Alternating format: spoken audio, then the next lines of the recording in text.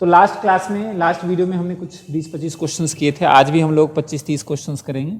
जो हमें यूट्यूब पे देखते हैं बिल्कुल शेयर करते रहिए, अपने चैनल को सब्सक्राइब करें, ठीक है, और कमेंट करते रहे, अपने साथ साथ ही आप क्वेश्चंस की प्रैक्टिस भी करते रहें।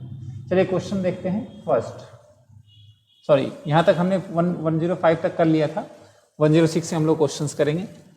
क्वेश्चन है, इन द, एक minute, in the budget 2023-24 the Bihar government has set a target, what percentage of the state gross GDP, यानी ग्रॉस जीडीपी ग्रोथ रेट्स, क्या टारगेट सेट किया है बताइए। जीडीपी का ग्रोथ जो है, हमारे बिहार का जीडीपी का ग्रोथ कितना होना चाहिए, फटाफट बताइए, कितना परसेंट टारगेट सेट किया था, जल्दी फटाफट बताइए। ऑप्शन आप लोग कमेंट में जो है फटाफट ऑप्शन कीजिए। तो इसका डी आंसर है, डी करेक्ट आंसर है। 15.24% जीएसडीपी सरकार ने, बिहार सरकार ने टारगेट सेट किया है, ग्रॉस स्टेट डोमेस्टिक प्रोडक्ट। ठीक है, आगे बढ़ते हैं। नेक्स्ट क्वेश्चन है 15%। नेक्स्ट क्वेश्चन है, ध्यान दीजिएगा। नेक्स्ट है, according to the economic survey, according to the economic survey 2023-24 what was the growth of the GST, हाँ जी, gross state domestic product of Bihar, growth rate की बात कर रहा है। तो ग्रोथ रेट कितना है, तो ग्रोथ रेट 10.98 था। 10.98% क्या करना है, ग्रॉस जीएसडीपी को बढ़ाना है। ग्रोथ रेट कितना होगा, 10.5। ये टारगेट है, ये टारगेट अमाउंट में दिया होगा, कितने परसेंट क्या होना चाहिए, ये परसेंटेज में। यहाँ पे कह रहा है सर्वे के हिसाब से what was the growth, growth क्या था, पहले जो था उससे 10% ज्यादा था। ठीक है, ये ध्यान देना। आगे बढ़ते हैं।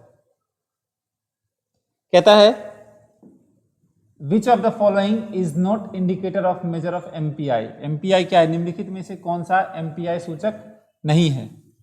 एमपीआई मीन्स क्या, कोई मुझे बताएंगे एमपीआई का मतलब क्या होता है। 107 का 10.8%, परिधि के बोल रहे हैं 15.8%। एमपीआई मीन्स व्हाट,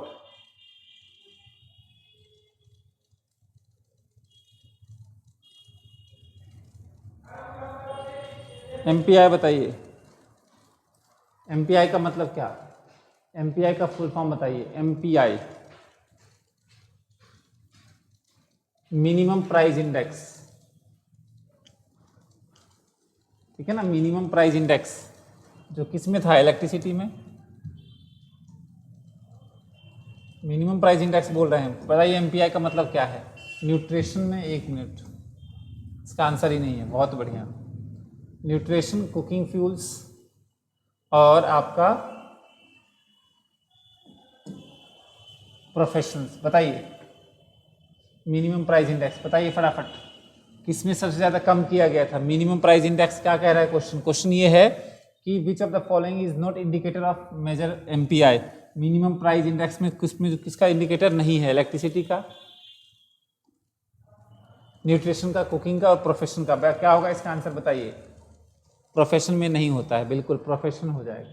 डी इसका करेक्ट आंसर है, तो डी इसका क्या होगा, करेक्ट आंसर होगा। नेक्स्ट क्वेश्चन देखिए, economic growth in the India will happens necessary if there is, economic growth in India will happens necessary, जरूर होगा, इफ देयर इज यानी भारत में आर्थिक विकास होगा तो आवश्यक क्या चीजें हैं आर्थिक विकास के लिए। आर्थिक विकास के लिए आवश्यक चीजें हैं, पॉपुलेशन ग्रोथ, अच्छा बिल्कुल नहीं, अच्छा आर्थिक विकास, capital formation, technical progress in the global economy, या ऑल ऑफ द एबव, बताइए। इसका आंसर डी होगा, डी होगा। लेकिन पॉपुलेशन ग्रोथ थोड़ा सा, पॉपुलेशन ग्रोथ से आर्थिक विकास हो सकता है, अगर जनसंख्या बढ़ रही है वो क्या हो, प्रोडक्टिव हो, वो अच्छी हो, मतलब कहने का मतलब है कि वो एफिशिएंट हो, ठीक है ना, तो हो सकता है। चलिए, वैसे आएगा मोर देन 2। नेक्स्ट कहता है, इंक्लूसिव गवर्नेंस, गवर्नेंस इंक्लूड, समावेशी शासन में सम्मिलित है, allowing NFC to be banking, NFC को बैंक बनाने के लिए, एनएफसी समझते हैं, नोट एनएफसी होता है non banking financial corporation, non banking financial corporation, corporation, corporation, non banking financial corporation, corporation. बताइए, कह रहा है allowing NBFCs to do banking, ठीक है। Increase government spending on health, ठीक है। Strengthening the mid day meal, ठीक है।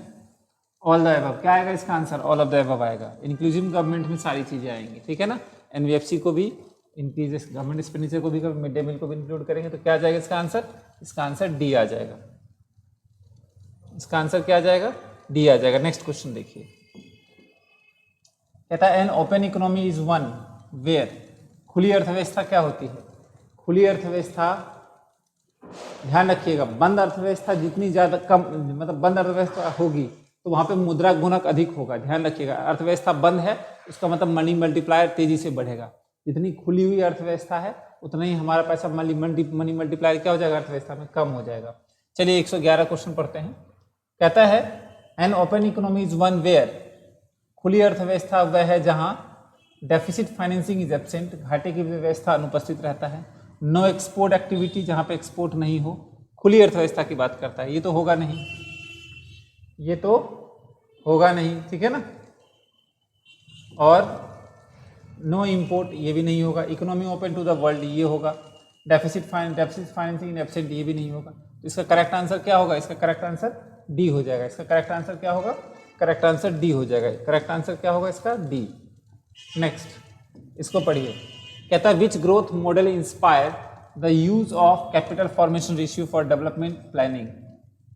Which growth model inspire the use of capital output ratio for development planning. किस विकास मॉडल के ने विकास योजना के लिए पूंजी उत्पादन अनुपात के उपयोग को प्रेरित किया है? क्या रहा है? किस विकास मॉडल ने विकास योजना के लिए पूंजी उत्पादन अनुपात के उपयोग को प्रेरित किया है? द हेराल्ड-डोमन मॉडल, सोलो मॉडल, क्या कह रहा है? कैपिटल आउटपुट, फटाफट बताइए, कैपिटल आउटपुट मॉडल किसका है? नेक्स्ट देखिए, कार्डलर मॉडल और फेल्डमैन्स मॉडल। बताइए इसका आंसर क्या होगा? फेल्डमैन्स मॉडल, कोई है? ए क्या होगा? ए करेक्ट आंसर होगा। हेराल्ड मॉडल जो है, हेराल्ड मॉडल जो है वो क्या करते हैं? Capital output ratio, capital output ratio, development ratio जो है, ठीक है ना, इंस्पायर हुए हैं कैपिटल आउटपुट रेशियो से, ठीक है। चलिए आगे बढ़ते हैं। नेक्स्ट है, नेक्स्ट क्वेश्चन देखिए। नेक्स्ट क्वेश्चन है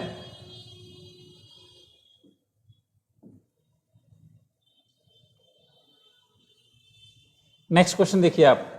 क्वेश्चन का कहता है as an aid to development planning much use I being made today of the output input output analysis who first use. कहता है विकास योजना में सहायता के रूप में आज इनपुट आउटपुट विश्लेषण का बहुत उपयोग किया जा रहा है। सबसे पहले इसका प्रयोग किसने किया था? बताइए, सबसे पहले इसका प्रयोग किसने किया था? सबसे पहले इसका प्रयोग किसने किया था? इनपुट आउटपुट तो हेराल्ड-डोमन हो गया, सबसे पहले इसने किसने किया था? तो ध्यान दीजिएगा, डब्ल्यू लियोनटिफ ने, ठीक है ना, डब्ल्यू लियोनटिफ ने। ध्यान दीजिए, as an aid to development planning much use I being made by, थोड़ा सा बड़ा कर देता हूं उसको, ठीक है, अब दिख रहा होगा आपको। चलिए, विकास योजना में सहायता के रूप में आज इनपुट विश्लेषण का आउटपुट विश्लेषण का प्रयोग किया जा रहा है। इससे सबसे पहले किसने किया था? तो डब्ल्यू लियोनटिफ ने, ठीक है। आगे बढ़ते हैं। नेक्स्ट,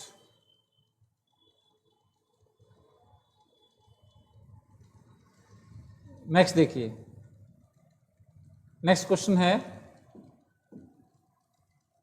बैलेंस्ड ग्रोथ इंप्लाई, संतुलित विकास का तात्पर्य है, संतुलित विकास का तात्पर्य है, संतुलित विकास का तात्पर्य है। सबसे पहला है simultaneous development of variety of activity support of one of the other. विभिन्न प्रकार की गतिविधियों का एक साथ विकास जो एक दूसरे का समर्थन करती है। Equal allocation of resources to different sector, विभिन्न क्षेत्रों में संसाधनों का जो है इक्वल डिस्ट्रीब्यूशन हुआ, समान वितरण हुआ है। Different sector growing at there natural rate of growth, विभिन्न क्षेत्र अपनी प्राकृतिक विकास दर पर बढ़ रहे हैं, है ना। यानी आगे है uniform rate of growth of output over the year, समय के साथ उत्पादन की समान वृद्धि दर। अब बताइए बैलेंस ग्रोथ की बात कर रहा है, बैलेंस ग्रोथ कब होगा, जब different sector growing at there natural rate of growth. Equal balance growth की बात कर रहा है, फटाफट बताइए इसका आंसर क्या होगा। Different sector growing at there natural rate of growth जो होगा ये हमारा बैलेंस ग्रोथ होगा। बैलेंस ग्रोथ का मतलब होता है जो नेचुरल तरीके से सब क्या हो रहे हैं, ग्रोथ कर रहे हैं। तो इसका आंसर क्या आ जाएगा, इसका आंसर सी आ जाएगा, ठीक है ना। नेचुरल तरीके से जितने भी सेक्टर्स हैं वो ग्रोथ कर रहे हैं, ठीक है। तो ये इसका करेक्ट आंसर होगा, बैलेंस ग्रोथ थ्योरी नर्क्स। अच्छा आगे बढ़ते हैं।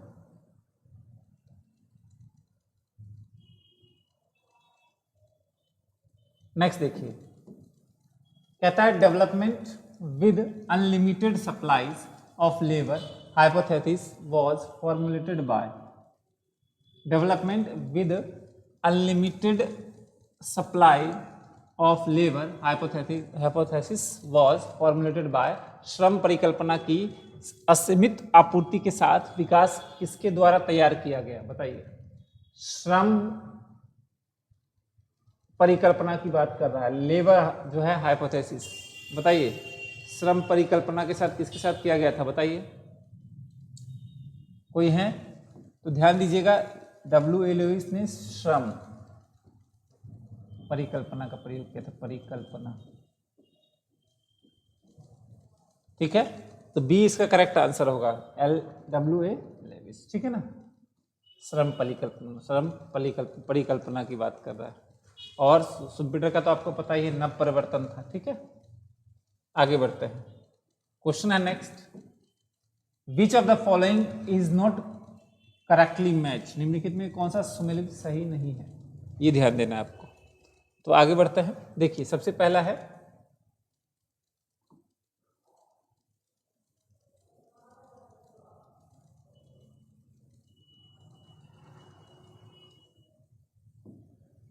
कहता है बिग, भगवान हे प्रभु क्या चाहता है, big push strategy, Paul N Rosenstein Rodan की बात कर रहा है, R Rodan. Big push theory जो है, बिग बुश थ्योरी किसका है, रोडान का है, बिल्कुल सही है। Balance growth theory R Nurkse, बिल्कुल सही है, आर नर्क्स की बैलेंस थ्योरी है, आर नर्क्स की क्या है, बैलेंस थ्योरी है। Development with unlimited supply of labour, भाई साहब ये आ गया। अच्छा बताइए अनलिमिटेड सप्लाई ऑफ लेबर किसका है, अभी हमने किया था, ये तो नहीं है, ठीक है ना। इसका आंसर बताइए अनलिमिटेड लेबर, अभी वाला critical minimum strategy, professor Harvey Lewis, ठीक है, लेविस का है, ठीक है ना, ध्यान दीजिएगा। अनलिमिटेड लेबर सप्लाई जो है वो लेविस का है। तो critical minimum strategy professor Harvey Leibenstein का है, ठीक है ना, ये ध्यान दीजिएगा, लेवेंस्टीन, ठीक है। एक तो अंग्रेज पता नहीं कौन कौन सी चीजें बना के। चलिए आगे बढ़ते हैं, नेक्स्ट क्वेश्चन की तरफ हम चलेंगे। ये क्वेश्चन थोड़ा सा ना मॉडल वगैरह से आ जाता है, आगे बढ़ते हैं। अब देखिए, with economic growth the proportion of labour force engaged in agriculture. Question को ध्यान से पढ़िए, with economic growth the proportion of labour force engaged in agriculture, आर्थिक विकास के साथ कृषि में लगे श्रम बल का अनुपात, श्रम बल का अनुपात बढ़ती है। तो क्या कह रहा है, आर्थिक विकास के साथ कृषि में लगे श्रम बल, जितना जितना इकोनॉमिक ग्रोथ होगा, जितना जितना हम लोग विकास कर रहे हैं, उतना ही क्या होगा, कृषि में लोग कम काम करेंगे। आप ही लोग देख दीजिए, पढ़ रहे हैं, तो इकोनॉमिक ग्रोथ हो रहा है तो लोग एग्रीकल्चर की तरफ कम मूवमेंट करेगा, तो इसका आंसर क्या आ जाएगा, बी आ जाएगा। बी इसका क्या है, करेक्ट आंसर है, बी इसका करेक्ट आंसर है। देखिए आप लोगों का पेपर का तो अभी एडमिट कार्ड का कोई सूचना नहीं आई है आपके पास। बीपीएससी में आज जो है मेरे ख्याल से वो दिया है 6 to 8 9 10th का, 6 to 8 9 10th का आ गया है कि पेपर डाउनलोड, जो एडमिट कार्ड डाउनलोड हो जाएगा मेरे ख्याल 7 के आसपास डाउनलोड होगा। लेकिन 11 12th का तो अभी तक कोई वो नहीं है कि कब है, नहीं है, पेपर कब है, कब से एडमिट कार्ड डाउनलोड कर सकते हैं। तो एक संचय मतलब मन में जो है कन्फ्यूजन सा हो गया है स्टूडेंट के, ठीक है ना, आप लोगों के मन में हो गया होगा, ठीक है। अब ये कन्फ्यूजन क्या है नहीं है तो वो तो आयोग ही जानेगा। हो सकता है कि अगस्त में ले ले पेपर, या हो सकता है चुनाव के बाद, लेकिन चुनाव के बाद रिजल्ट आते आते अप्रैल मई जून हो ही जाएगा। तो जब मई जून में लेना है तो जुलाई में ही ले लेगी, है ना, अलग अलग का तो कोई मतलब ही नहीं है। तो समस्या तो है, समस्याएं तो हैं। बाकी जो भी क्लास से हमसे जुड़ना चाहते हैं वो तो आप लोग IOC सुपर 50 का ऐप डाउनलोड कर लीजिए और क्लास में ज्वाइन कर लीजिए, ठीक है। उसमें जो है आपका TRE 3.0 और 4.0 के लिए TRE 3 वाला बैच ले लीजिएगा, अगस्त तक हो जाएगा। वैसे भी जब पेपर खींचना ही है तो वैसे भी अगस्त तक ही खींचेगा। चलिए आगे बढ़ते हैं।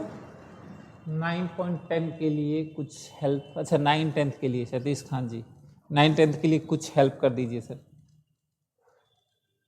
गौतम राज जी बोल रहे हैं 19 या 20 को होगा। देखिए आई होप सो 19-20 को हो तो एडमिट कार्ड वगैरह 10 तारीख तक देगा, फिर तो आप लोगों का 11 12th का एडमिट कार्ड 10 तारीख के बाद ही देगा फिर, ठीक है ना।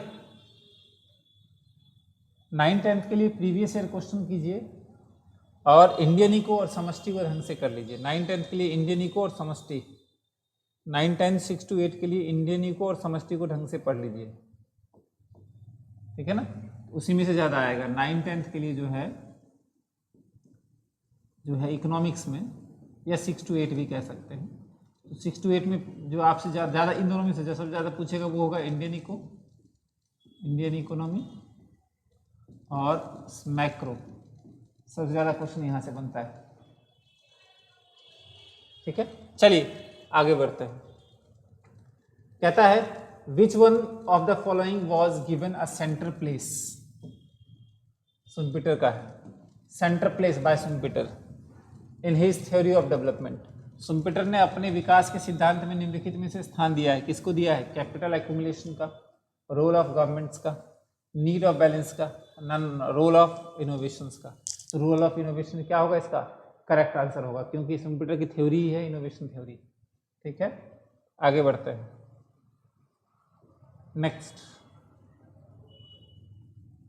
नेक्स्ट आगे बढ़ते हैं। देखिए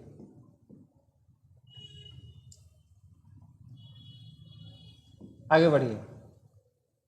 with which of the following kind of dualism is H mean particularly associated with which of the following kind of the dualism is H mean particularly associated with, H में माइंड लिखा हुआ है, निम्नलिखित में से किस माइंड, किस प्रकार के द्वैतवाद से विशेष रूप से संबंधित है, ठीक है ना। प्रोफेसर माइंड की बात कर रहा है, बताइए किससे संबंधित है, टेक्नोलॉजी से, ज्योग्राफिकल से, फाइनेंशियल ड्यूलिज्म से या सोशल ड्यूलिज्म से, फटाफट बताइए इसका answer. Technological dualism, geographical, financial dualism, किसकी बात कर रहा है, माइंड की बात कर रहा है, एच माइंड। ये फाइनेंशियल वित्त से संबंध है, इनका वित्त से संबंध है, फाइनेंस से, ठीक है ना। प्रोफेसर माइंड पर्टिकुलरली किससे संबंध है, वित्त से संबंध है, वित्त ड्यूलिज्म का, फाइनेंशियल ड्यूलिज्म का, ठीक है। आगे बढ़ते हैं। नेक्स्ट देखिए, थोड़ा सा बड़ा कर देते हैं इसको।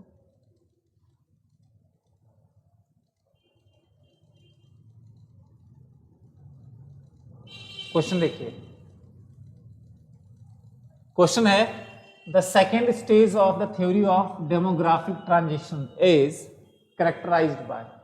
The second stage of the theory of demographic transition is categorized by जनसांख्यिकीय संक्रमण के सिद्धांत के दूसरे चरण की विशेषताएं हैं। जनसांख्यिकीय संक्रमण के सिद्धांत के दूसरे चरण की विशेषताएं हैं। क्या विशेषताएं हैं? हाई सेकेंड स्टेज की बात कर रहा है। 3 स्टेज होते हैं, सेकेंड स्टेज की बात कर रहा है। बताइए, सेकेंड स्टेज में बात कर रहा है। सेकेंड स्टेज तो क्या होगा उसमें? सेकेंड स्टेज में ध्यान दीजिए, सेकेंड स्टेज में high birth rate and high death rate नहीं, high birth rate and falling death rate, ये सेकेंड स्टेज है, ठीक है ना। Low birth rate and low death rate, falling birth rate and falling death rate, ये आ जाएगा। इसका करेक्ट आंसर क्या होगा? सेकेंड स्टेज में क्या होता है? हाई बर्थ रेट और falling death rate. Death rate कम होता है, बर्थ रेट ज्यादा होता है, ठीक है ना। तीसरे में होता है कि बर्थ रेट भी कम और डेथ रेट भी कम। बी करेक्ट आंसर है, ठीक है ना। इसका बी करेक्ट आंसर है। सेकेंड स्टेज जनसांख्यिकीय संक्रमण में क्या होता है? सेकेंड स्टेज में बर्थ रेट ज्यादा होती है और डेथ रेट कम होती है, जिससे पॉपुलेशन ग्रोथ जो है तेजी से बढ़ता है, आगे बढ़ता है। ये नहीं कह रहा कोई डेथ रेट ज्यादा होनी चाहिए, लेकिन उस स्टेज में होता है ऐसे, ठीक है। नेक्स्ट देखिए, विच of the following models make the assumptions of constant saving income ratio. Constant, निम्नलिखित में से कौन सा मॉडल निरंतर बचत और अनुपात की धारणा को मानता है? यानी निरंतर बचत और अनुपात की धारणा, बचत और अनुपात की धारणा, ध्यान रखिएगा, बचत और अनुपात की धारणा। बताइए, इनपुट आउटपुट रेशियो, बचत और अनुपात की धारणा, सेविंग इनकम रेशियो, फटाफट इसका आंसर बताइए क्या होगा? सेविंग इनकम रेशियो की बात कर रहे हैं।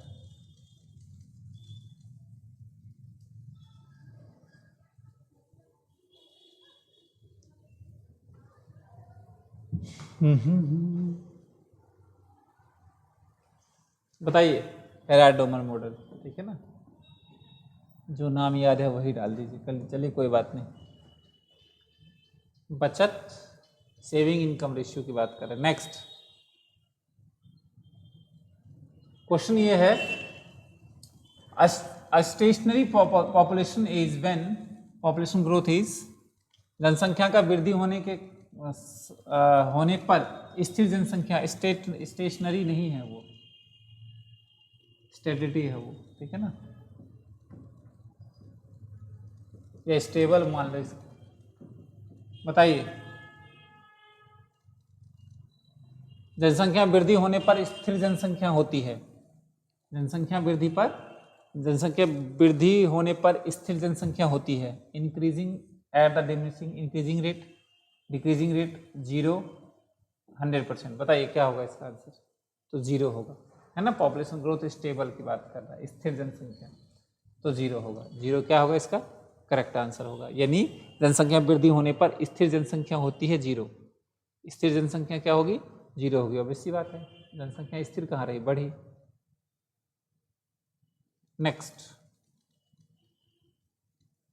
बताइए, नेक्स्ट आइए। कहता the essay on the principle of population was written by, हाँ ये बताइए, the essay on principle of population, population क्या है, किसका जो है लिखा हुआ है, बताइए फटाफट। माल्थस की थ्योरी है, जनसंख्या जो है ना माल्थस की थ्योरी है। अब हमें इतना नाम पूरा तो याद नहीं होगा। TR. Malthus, Thomas Robert Malthus, जनसंख्या जो है सिद्धांत किसका है? माल्थस का सिद्धांत, ठीक है। आगे बढ़ते हैं, नेक्स्ट माल्थस का सिद्धांत हो गया। आगे बढ़ते हैं फटाफट। ये देखिए, माल्थस भाई साहब फिर से आ गए हैं, थोड़ा सा इसको, हाँ। Malthus theory was that population, increasing population to economic growth, increasing population to economic growth,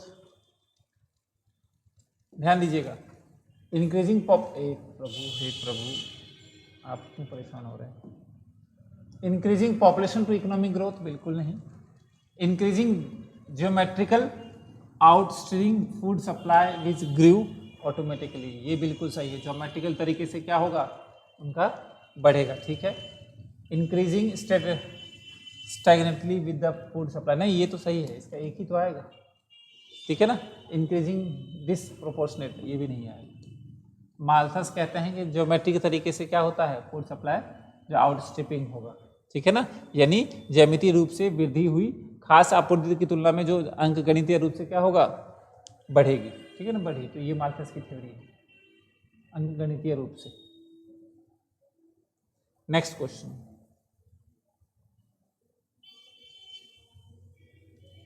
next question देखिए। क्वेश्चन कहता है the development of high yielding variety seeds HYV seeds कब यूज किया गया, 1966-67 में। कब, कौन सी पॉलिसी थी, ग्रीन रिवॉल्यूशन। ग्रीन रिवॉल्यूशन की बात कर रहा है, ग्रीन रिवॉल्यूशन। और ग्रीन रिवॉल्यूशन में 5 फसलें थी, कौन सी थी, BMW JR। ग्रीन रिवॉल्यूशन में 5 फसलों पे ज़्यादा फोकस किया गया। कौन कौन सी 5 फसलें थी, वो थी BMW JR, बाजरा, मेज, व्हीट, ज्वार और राइस, ठीक है ना।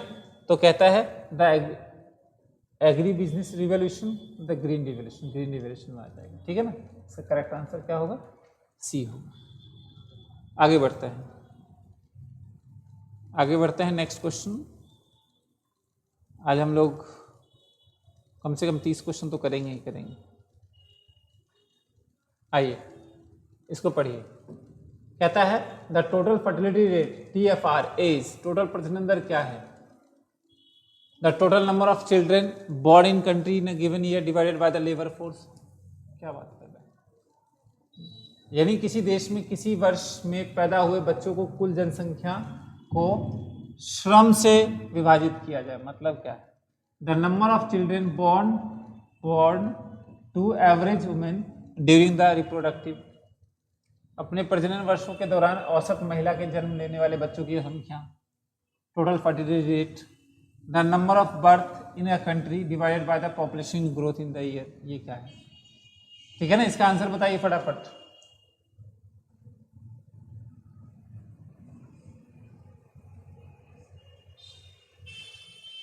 नेक्स्ट है the number of women age 15 से the country divided by the total population. मतलब ये तो होगा ही नहीं। अब आइए, लेबर फोर्स का कोई मतलब ही नहीं है, लेबर फोर्स का तो कोई क्या मतलब है, जनसंख्या। The number of children born the average women, ये भी नहीं होगा। The number of birth in a country divide by the population, ये होगा हमारा total fertility rate. Total fertility rate जो निकालते हैं, टोटल नंबर ऑफ बर्थ जो है और पॉपुलेशन में से कितना हुआ है तो उसके हिसाब से काउंट करते हैं। तो यानी the number of birth in a country divide by the population is given in A given year, वो होगा हमारा टोटल फर्टिलिटी रेट, ठीक है ना, टोटल फर्टिलिटी रेट। तो थर्ड क्या आ जाएगा, इसका करेक्ट आंसर होगा, थर्ड क्या होगा, सी क्या होगा, करेक्ट आंसर हो जाएगा, सी क्या होगा, करेक्ट आंसर होगा, the number of birth in a country divided by the population, ठीक है ना। चलिए आगे बढ़ते हैं, यानी किसी इसको थोड़ा बड़ा कर देते हैं। नेक्स्ट देखिए,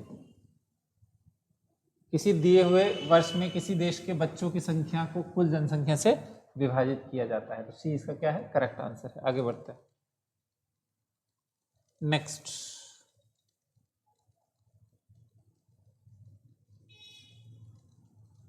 नेक्स्ट क्वेश्चन देखिए, कहता है अ प्रोडक्शन फंक्शन, ये आप बता सकते हैं, फटाफट बताइए इसका प्रोडक्शन फंक्शन क्या होगा।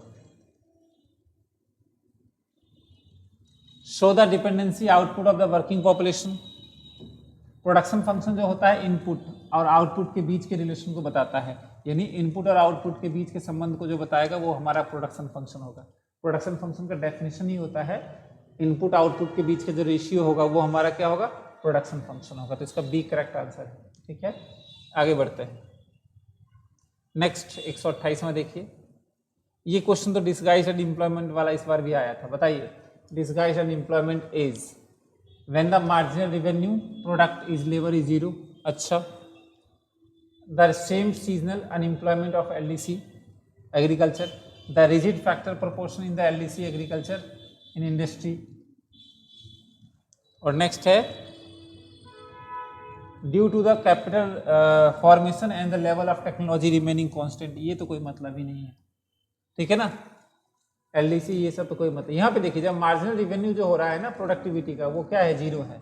यानी आप किचन में खड़े हैं, इसका मतलब ये नहीं कि आप काम कर रहे हैं। मैंने कल भी एग्जांपल दिया था, तो डिस्गाइज एंड एम्प्लॉयमेंट से क्वेश्चन पूछा हुआ है। जिसमें आपकी मार्जिनल प्रोडक्टिविटी ऑफ रेवेन्यू जो है वो जीरो है, यानी आपकी इनकम जीरो मानी जाएगी, चाहे आपको कोई काम जरूरत ही नहीं है आपको वहाँ, फिर भी आप खड़े हैं। ठीक है ना। नेक्स्ट क्वेश्चन,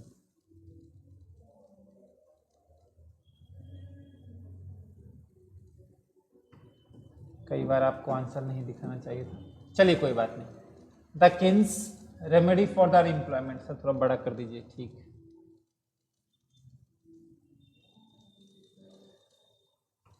बताइए आंसर। कहता the Keynesian remedy for unemployment is to, बेरोजगारी का केन्जियन उपाय क्या है? कहता है डिक्रीज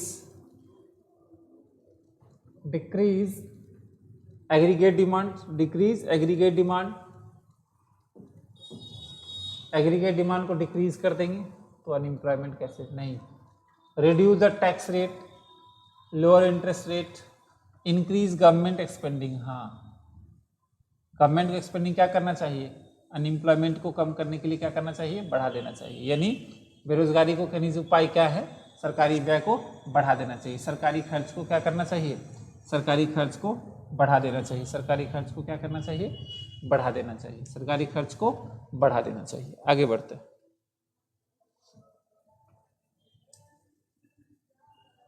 नेक्स्ट,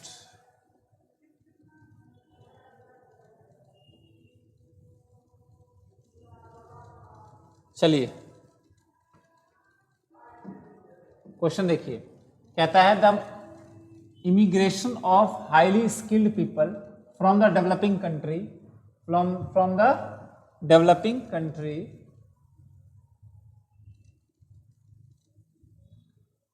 थोड़ा सा छोटा कर देता हूं, आपको कम दिख रहा होगा। हाँ, कहता है the immigration of the highly skilled people from the developing country is known as, विकासशील देशों से अत्यधिक कुशल लोगों के प्रवास को कहा जाता है। प्रवास को कहा जाता है। इमिग्रेशन या माइग्रेशन समझ, मतलब माइग्रेट होकर चले जाते हैं। यानी highly skilled people from developing country is known as brain drain, ये ब्रेन ड्रेन हो गया। ह्यूमन कैपिटल फॉर्म नहीं, तो ये आ जाए ब्रेन ड्रेन, इसका क्या होगा? करेक्ट आंसर होगा। ब्रेन ड्रेन और ड्रेन ऑफ इंडियाज वेल्थ दो अलग चीजें हैं। ड्रेन का मतलब होता है हमारा पैसा, ड्रेन का मतलब ट्रांसफर होना, ठीक है ना, विदेशों में ट्रांसफर होना। अब अगर ब्रेन ड्रेन पूछ दिया तो पढ़े, ब्रेन का मतलब ये नहीं कि हम दिमाग निकाल के भेज रहे हैं। हमारे इंडिया में जो ह्यूमन कैपिटल फॉर्मेशन पढ़े लिखे लोग हैं, जो स्किल लोग हैं, वो चले जा रहे हैं यहाँ से, वो ब्रेन ड्रेन हो गया। एक होता है drain of India's wealth, drain of India's wealth, India's wealth, कि हमारा पैसा वहाँ जा रहा है। और हमारा पैसा किस तरह से ब्रिटिशर्स ले गए थे? तो जो भी फॉरेन ट्रेड से पैसा आता था वो इंपोर्ट सर्विसेज इंपोर्ट कर लेते थे, ब्रिटिश मैन्युफैक्चर गुड्स को इंपोर्ट कर लेते थे, ताकि सारा पैसा कहाँ चला जाए? वहाँ चला जाए। ठीक है, आगे बढ़ते हैं। तो दो चीज़ें हैं, इसका ब्रेन ड्रेन आ जाएगा। ठीक है ना।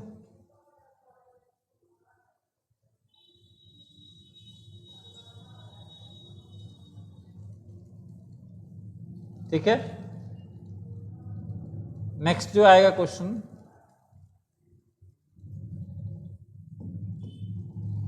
नेक्स्ट क्वेश्चन जो है, विच of the following was socialist country? Socialist country, Samajwadi अर्थव्यवस्था कौन सी? ठीक है ना। आइए, पीछे से आवाज तो कम आ रही होगी, आ रही है? पीछे साउंड जो है, बैकग्राउंड साउंड तो कुछ नहीं आ रही ना? मोनिका बी एंड सी बोल रही, बताइए। B and C, mister Kumar, आइए।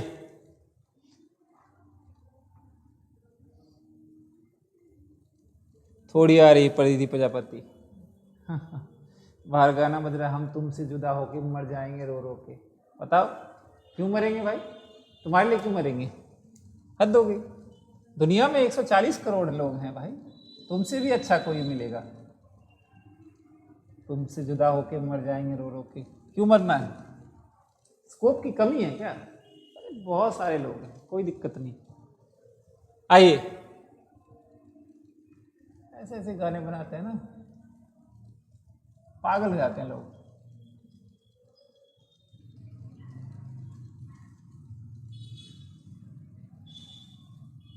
विच of the following was socialist economy, socialist country कौन सी है? तो सोशलिस्ट कंट्री है सोवियत यूनियन और चाइना। ये तो मिक्स्ड इकोनॉमी है, आपको अच्छी तरह से पता है। अच्छा, हॉलैंड कौन सी इकोनॉमी है? एक बार देखिए, हॉलैंड कौन सी इकोनॉमी है?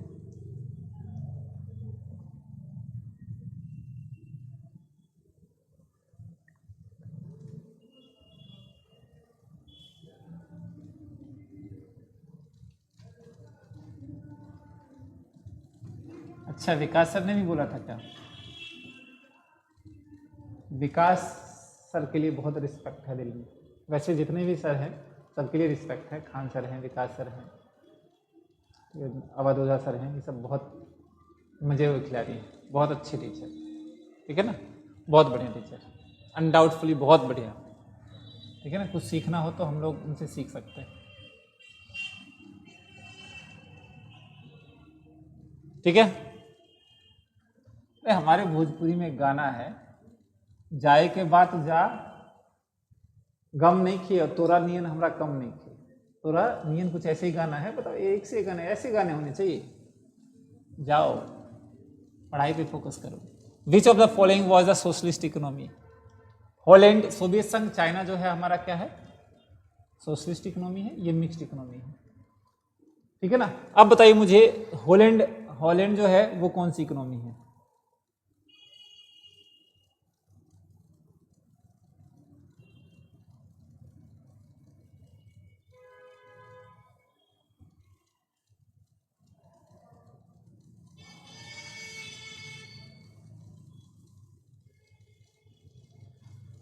हॉलैंड जो है आपका मिक्स्ड इकोनॉमी में आएगा, ये भी क्या आ जाएगा? मिक्स्ड इकोनॉमी, ठीक है, ध्यान दीजिएगा। हॉलैंड जो होगा मिक्स्ड इकोनॉमी होगा, ठीक है। कैपिटलिस्ट बोल रहे हैं,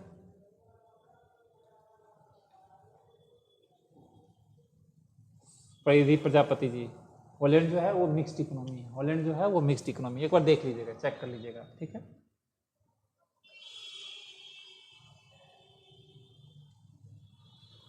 चलिए आगे बढ़ते हैं। तो सोवियत यूनियन और चाइना जो है वो क्या है हमारा? वो हमारा सोशलिस्ट इकोनॉमी है, वो हमारा क्या है? सोशलिस्ट इकोनॉमी है। हाँ सर, आगे बढ़ते हैं, आगे बढ़िए। नेक्स्ट क्वेश्चन है, इन द सोलो मॉडल आ गया, if the capital is the steady state, output क्या होगा? अगर कैपिटल स्टेडी स्टेट है तो आउटपुट क्या होगा? Will continue to grow it also in the steady state. अगर हमारा कैपिटल यानी सोलो मॉडल में यदि पूंजी स्थिर अवस्था में है तो आउटपुट क्या होगी? तो आउटपुट क्या होगी? तो क्या होगी? आउटपुट क्या होगी? सोलो मॉडल कहता है कि अगर हमारी पूंजी स्थिर अवस्था में है तो आउटपुट क्या होगी? आउटपुट क्या होगी? आउटपुट जो होगी हमारी क्या होगी? आउटपुट बताइए, वो हमारी हो जाएगी it also in steady state. क्या होगा? तो इसका आउटपुट, कैपिटल जो है हमारा स्टडी में है तो क्या होगा?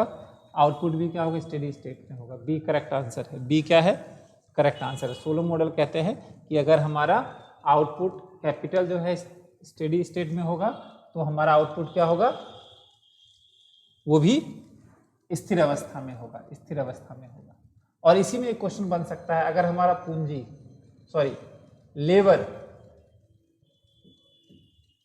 लेबर जो है, लेबर की तो बात ही नहीं करेंगे इसमें, लेबर मत कीजिएगा। चलिए आगे बढ़ते हैं। नेक्स्ट क्वेश्चन, 5-7 क्वेश्चन है आज, उसको खत्म कर लेते हैं, पूरा पीडीएफ ही खत्म हो जाएगा। 140-41 तक question.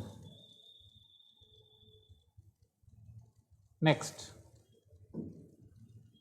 For new classical theorist economic under development is the product of which of the following? For new classical theorist economic under development is the product of which of the following? नव शास्त्रीय सिद्धांतकारों के लिए आर्थिक अल्प विकास निम्नलिखित में से किसका उत्पादक है?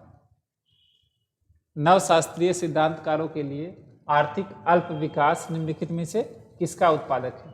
इनअप्रोप्रिएट, बताइए इनअप्रोप्रिएट क्या लिखा हुआ है? अनुचित, एक मिनट हे प्रभु, रुक क्यों नहीं रहे हैं आप? अनुचित आर्थिक नीतियां और अर्थव्यवस्था में राज्य का बहुत अधिक हस्तक्षेप, मुक्त व्यापार में विरुद्ध बाधाएं, लो प्राइस कच्चे माल की कम कीमतें, और दोनों। क्वेश्चन है, फिर से समझिए, नव शास्त्रीय सिद्धांतकारों के लिए आर्थिक अल्प विकास निम्नलिखित में से किसका उत्पाद है? आर्थिक अल्प विकास की बात कर रहा है। नए जो थ्योरी जो हैं वो कहते हैं दोनों चीजें आ जाएंगी, ए और बी इसका क्या होगा? करेक्ट आंसर होगा। ए और बी करेक्ट आंसर होगा। एक है अनुचित आर्थिक नीतियां, ये भी ठीक है। मुक्त व्यापार में विरुद्ध बाधाएं, ये भी ठीक है। तो ठीक है ना। लो प्राइस, सॉरी ये क्या है? लो प्राइस, ये कैसे हो सकता है? ए और बी है, ये नहीं होगा, लो प्राइस नहीं, ए और बी आएगा यहाँ पे, ठीक है ना। तो ए और बी करेक्ट आंसर है, सी इसका आंसर नहीं, ठीक है ना। ए और बी। आगे बढ़ते हैं। ये आ गए भाई साहब रोस्टो। इनको तो आप जानते हैं, इसकी 5 अवस्थाएं होती हैं, है ना। चलिए बताइए फटाफट। For Rostow which of the following constitute pre condition for the take off? ये टेल ऑफ नहीं है, take off. Pre conditional take off की बात कर रहा है। Pre conditional take off, investment rate of at least 5% in GNP, universal primary education,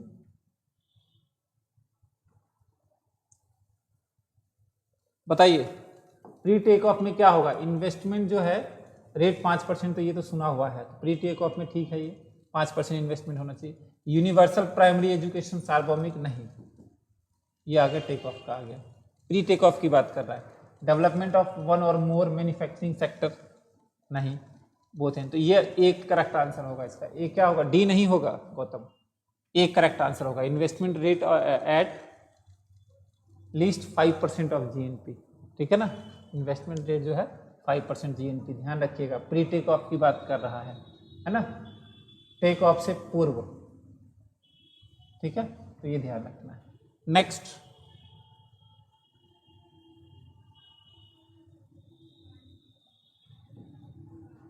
in the Lewis model what does the term surplus labor refers to? Lewis model में अतिरिक्त श्रम शब्द का तात्पर्य क्या है? अतिरिक्त श्रम शब्द का तात्पर्य क्या है? अतिरिक्त श्रम कहता है श्रम की मात्रा इतनी अधिक है कि वह पूरी अर्थव्यवस्था में मजदूरी को कम कर देती है। सरप्लस, लेबर सरप्लस की बात कर रहा है। वह श्रमिक जिसमें पास कम से कम प्राथमिक स्तर पर शिक्षा नहीं होती है। रुक जाइए, इसमें तो आपने आंसर देख ही लिया।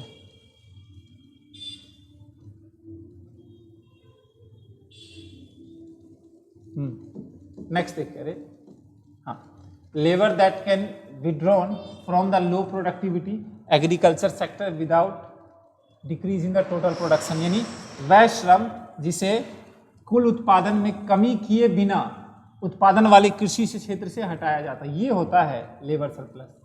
लेबर सरप्लस का मतलब होता है कि आप उत्पादन को प्रभावित नहीं कर रहे हैं और जो एक्स्ट्रा है उसको आप निकाल रहे हैं, मतलब एक्स्ट्रा सरप्लस मतलब लेबर ज़्यादा है। वह श्रम जिसे कुल उत्पादन में कमी किए बिना, कोई प्रोडक्शन में कोई चेंजेस नहीं आ रहा है और उसे हटाया जा रहा है, तो ये होता है लेबर सरप्लस, ठीक है ना। सर एक बार बताएं, सीनियर के पेपर नहीं लेने तो जूनियर के ले लेंगे। सर एक बार बताएं, सीनियर का पेपर नहीं, अच्छा परिधि जी मैं आपकी बात नहीं समझ पाया, तो सी इसका करेक्ट आंसर होगा, ठीक है। थोड़ा सा क्लियर से बोल लिख के दीजिए। दिल्ली में मैं समझ जाता था, अब मैं गांव आ गया हूं तो आपकी बातें नहीं समझ पा रहा। आइए next question. In the Lewis model what will be the causes and expenses in the modern sector employment? In the Lewis model, what will cause an expansion in modern sector employment? Lewis model में आधुनिक क्षेत्र के बेरोजगार में विस्तार का कारण क्या है?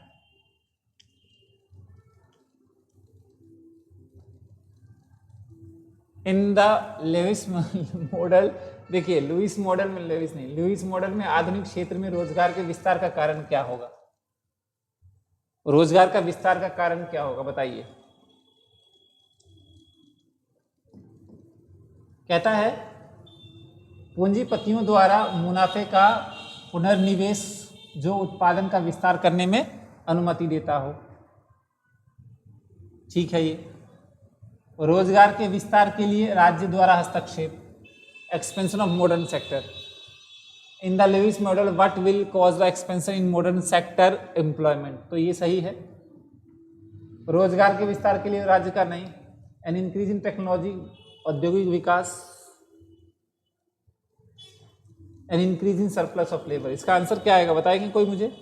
इसका आंसर मेरे हिसाब से पूंजीपतियों द्वारा मुनाफे का पुनर्निवेश करना, ये होगा करेक्ट आंसर। लुइस कहते हैं re investment of profit by the capitalist that allow production to the expand. Lewis कहते हैं कि जो बड़े लोग हैं, पूंजीपति हैं, जो भी वो पैसा कमाते हैं, प्रॉफिट कमाते हैं, वो दोबारा इन्वेस्ट करेंगे।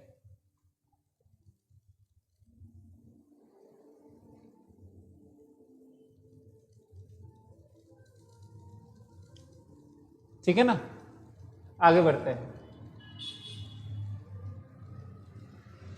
क्लियर है? ठीक है ना, क्लियर है, आगे बढ़ते हैं। नेक्स्ट,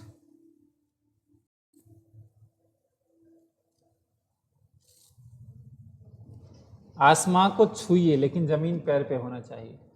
ठीक है ना, क्योंकि गिरिएगा तो ज़्यादा दर्द नहीं होगा, और जमीन पैर पे है तो गिरिएगा ही नहीं। Which of the following is not an important objective of development? Which of the following is not an important objective of development? के उद्देश्य नहीं है। कह रहा है निम्नलिखित में से कौन सा विकास का महत्वपूर्ण उद्देश्य नहीं है? महत्वपूर्ण उद्देश्य नहीं है। तो increase in per capita income, प्रति व्यक्ति आय में वृद्धि। Increase in per capita income, प्रति व्यक्ति आय में वृद्धि, पर कैपिटा इनकम में वृद्धि होगी। कहते हैं कौन सा ऑब्जेक्टिव नहीं है, कौन सा ऑब्जेक्टिव नहीं है की बात कर रहा है। ठीक है, उपलब्ध विकल्पों का विस्तार यानी एक्सपेंशन ऑफ अवेलेबल चॉइस। ठीक है, increase in individual and national self esteem, व्यक्तिगत एवं राष्ट्रीय स्वाभिमान में वृद्धि, या लास्ट जो है आपका वो है उपरोक्त में से सभी।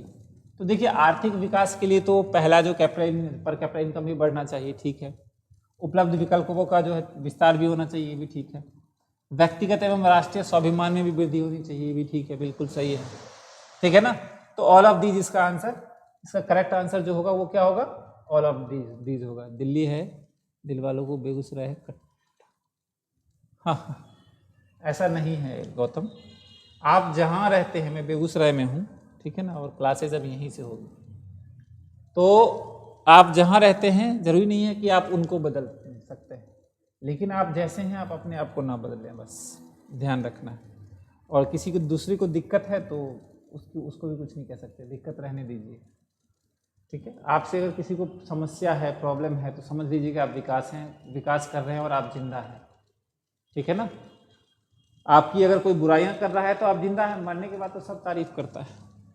ठीक है ना, बुराइयां कर रहे हैं तो इसका मतलब आप जिंदा हैं और कुछ कर रहे हैं। आगे बढ़ते हैं। The Harold Domar growth model is based on the relationship of what two economies element. ध्यान दीजिएगा,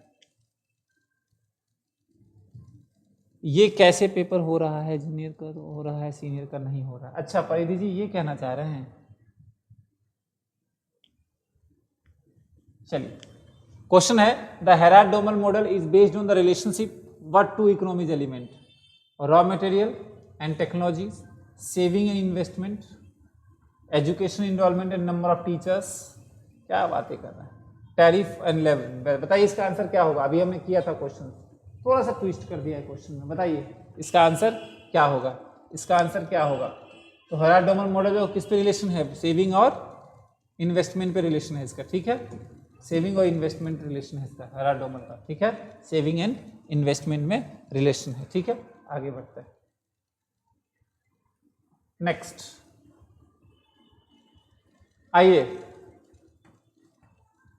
नेक्स्ट देखिए, कहता है ये तो हमने किया हुआ है और पेपर में भी शायद ये आया हुआ था ना, ये क्वेश्चन पेपर में भी आया था। According to the W Rostow the stage of economies कितने हैं? 5 है भाई साहब, ठीक है ना, 5 है। देखिए 2 क्वेश्चन बचा हुआ है, एक और क्वेश्चन देख लेते हैं।